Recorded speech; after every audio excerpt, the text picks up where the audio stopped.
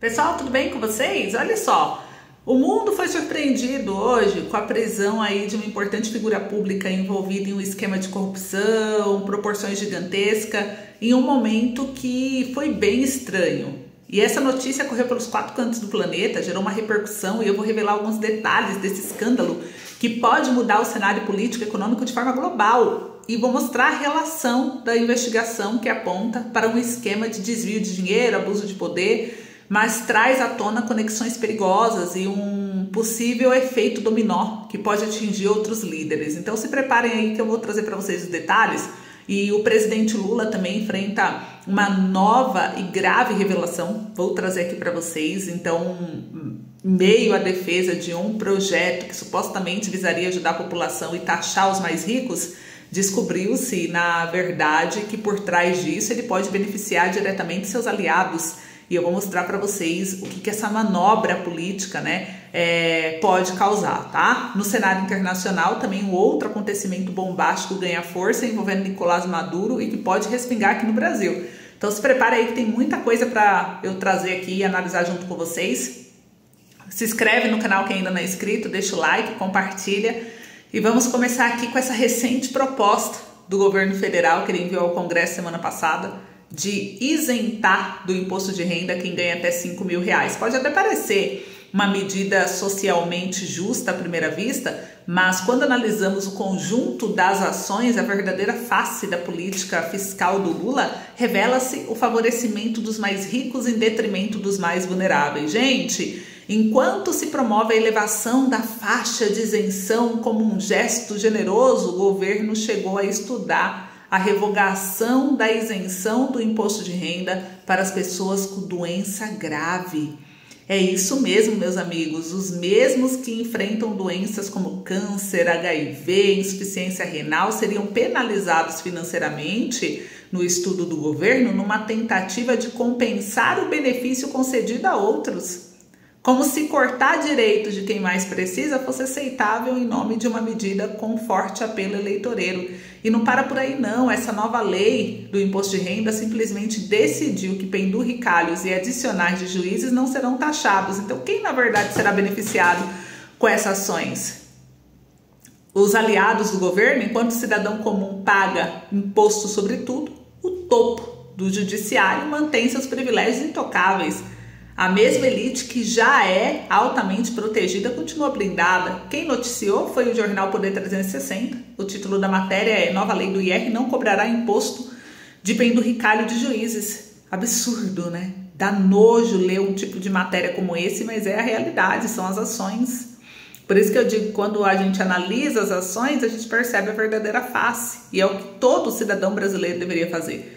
Mesmo o magistrado que recebeu o teto de R$ 46.366,19 por mês e mais 600 mil de indenizações durante o ano, consegue escapar da norma que Lula criou para cobrar os mais ricos. E o projeto da reforma do imposto de renda, elaborado pelo governo do presidente Luiz Inácio Lula da Silva, tem como objetivo principal promover o quê? Justiça social. Isso é o que disse o ministro Fernando Haddad da Fazenda. Só que a nova regra seguirá permitindo que juízes recebam penduricalhos, que na prática dobram seus salários e são dos mais variados tipos, sem incidência do imposto em quase todos os casos. Então a matéria trouxe essa exposição e nós precisamos trazer para vocês. E aí o jornal O Globo trouxe aqui em seguida que o governo desiste da proposta de tirar a isenção do imposto de renda das pessoas com doença grave. Óbvio, né, que ele desiste. A pedido do Lula, eles decidiram que essa isenção, essa revogação da isenção das pessoas que têm doença grave, não é revogação, na verdade seria uma limitação do teto para quem tem doença grave, fosse retirada do projeto que foi apresentado. Está aqui noticiado. É que não fica como primeira matéria, né, para todo mundo ver, fica escondidinho, aí a gente acha, porque a gente fuça tudo, para poder trazer para vocês e mostrar.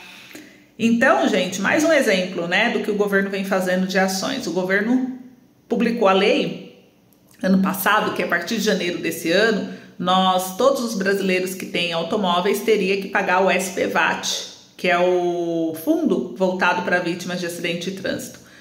O caso gerou uma repercussão muito grande, porque o seguro não era obrigatório desde 2019, O governo Lula entrou e falou que ia tornar obrigatório de novo, que precisava, não sei o quê, só que isso ia afetar sempre os mais pobres, como sempre, que já pagam o imposto do IPVA caro, e aí mais seguro obrigatório de novo, mais licenciamento, mais taxa, gasolina nas alturas, aonde o pobre ia parar, né? Daqui a pouco nem carro mais a gente consegue ter. E aí o governo voltou atrás e revogou a lei. Outro caso, o governo tentou reduzir os custos sociais aí, propondo restrições à entrada do benefício do BPC-Loas, que é o benefício de prestação continuada. Ele é um benefício assistencial para idosos e pessoas com deficiência em situação de extrema pobreza. A proposta era tão agressiva que gerou uma crise institucional, levando o STF a intervir e questionar os impactos sociais da medida. Então o STF, né, a pedido aí de uma associação dos direitos da OAB, entrou com uma ação no STF pedindo para derrubar a lei. O STF negou a liminar, exigiu que o governo se posicionasse a respeito da medida, porque a medida ela traz aí a obrigatoriedade de registro biométrico. Quem mora em área rural tem dificuldade de acesso a CRAS, essas coisas, como que vai regularizar isso? Ter que cadastrar biometria, Então o governo considerou uma mudança na lei drástica, sem considerar fatores que podem prejudicar muita gente idosa, acamada, que não tem como se locomover a milhares de quilômetros para poder fazer um cadastro biométrico. Então isso está sendo questionado, o caso foi parar no STF. Como esquecer também a hipocrisia, né? Ao mesmo tempo que o governo disse querer ajudar quem ganha até R$5.000, ele propôs monitorar e fiscalizar qualquer pessoa que movimentasse o Pix de 5 mil no total no fim do mês, ou seja, isenta-se o salário, mas vigia-se o cidadão como se fosse um potencioso criminoso financeiro. Então, esse discurso oficial, né, que o governo usa, que é melhor ver todo mundo, ele prefere, palavras do Lula, hein, prefere ver todo mundo com pouquinho do que ver alguns com muito. Por que tirar méritos, né? Então, na prática, a gente vê um governo que protege, na verdade, quem tem muito, desde que seja aliado, né? Enquanto pressiona, vigia, corta os direitos de quem mais precisa. Então, que governo é esse? Então, a máscara do Lula tá caindo e tá dando ruim para ele toda essa exposição. Por outro lado, a gente vê aqui também mais uma situação que saiu no jornal Metrópolis, que é sobre o Nicolás Maduro, a Venezuela. Tá dando ruim lá também, hein? Mercenário dos Estados Unidos diz que tem realizado ações para derrubar Maduro, gente. Parece que a queda dele tá se aproximando. Então eu vou trazer aqui para vocês só um trecho e a minha opinião, porque essa denúncia de que os mercenários norte-americanos estão realizando operações secretas para derrubar o Nicolás Maduro, conforme noticiou aqui o jornal Metrópolis, escancara uma realidade, gente, que muitos insistem em ignorar, né? A Venezuela vive sob uma ditadura que destruiu a economia, calou opositores, mergulhou o povo na miséria. E o que isso tem a ver com o Brasil? Tudo. Enquanto o mundo denuncia o autoritarismo de Maduro, o presidente Lula faz exatamente o oposto, né? Defende publicamente o regime venezuelano, ele não condena o regime. Chama os ataques à democracia de narrativas, recebe ditadores de braços abertos, como se fossem grandes líderes democráticos. Ah, não quero me dispor com ele. Mas você não é defensor da democracia? Como assim não quer se indispor? Como que você luta pela democracia, então?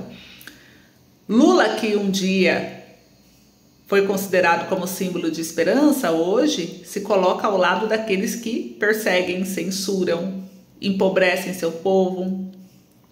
E essa proximidade ideológica com regimes autoritários não é só simbólica, né? Ela molda decisões políticas, econômicas, sociais que afetam diretamente o Brasil. Estamos vendo cada vez mais censura, aparelhamento de instituições, tentativas de calar vozes contrárias e uma tolerância perigosa com a corrupção.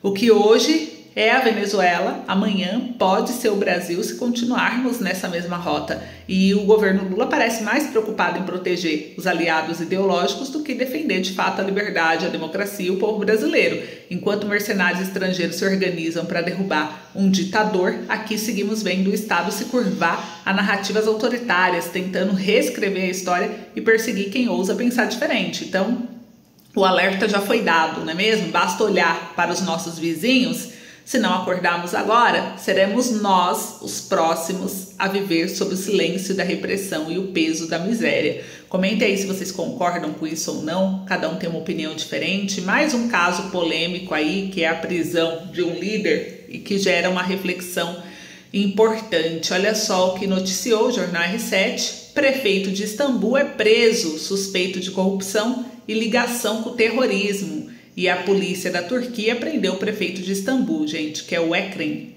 integrante do Partido Republicano. E chama muita atenção, diz aqui que a ação faz parte de uma investigação judicial que alega o envolvimento do político.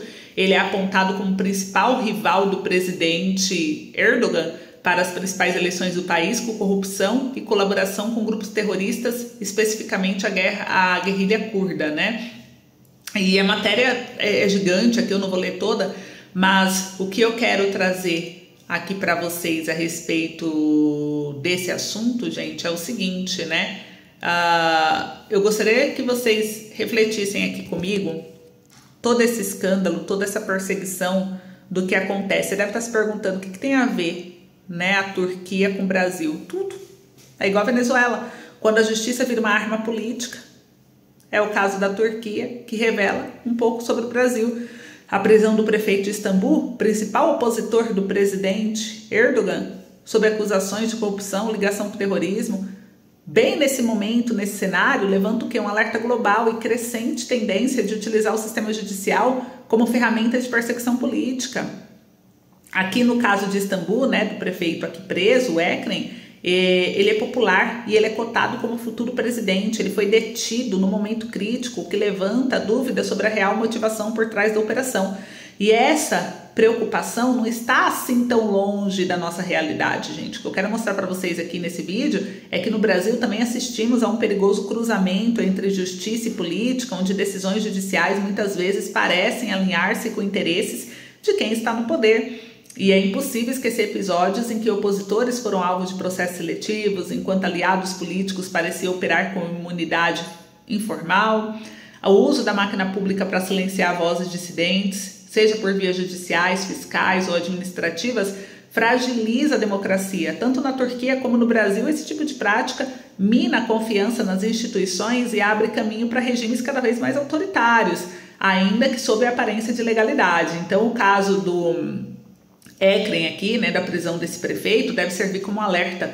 Quando a oposição passa a ser criminalizada em vez de debatida, nós não estamos a falar mais de democracia, mas de poder absoluto. E no Brasil, com decisões que favorecem elites, enquanto penaliza os mais vulneráveis, como discutido com a nova lei do IR, né, ou as restrições impostas ao BPC, que eu citei agora há pouco, a máscara da neutralidade do Estado começa a cair. Estejamos atentos. Então a gente vai acompanhar os desdobramentos disso tudo. Em breve eu volto com mais informação, mas por enquanto é isso. Vão comentando aí o que vocês acham. Esse foi o vídeo de hoje. Não esqueça de seguir o canal, compartilhar. Um beijo, até logo.